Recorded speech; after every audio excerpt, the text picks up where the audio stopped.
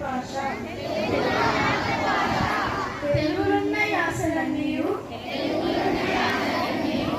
నా తోబుట్టువులు. నేను నా భాషను ప్రేమిస్తున్నాను.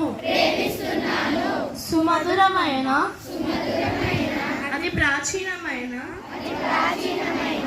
నా భాష సాహిత్య సంపద నాకు గర్వకారణము.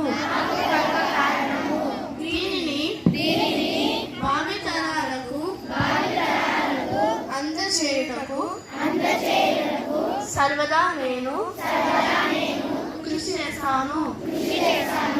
నా తెలుగు తల్లిని కవులను పండితులందరినీ గౌరవిస్తాను. ప్రతి కావ్యాన్ని అర్థసహితముగా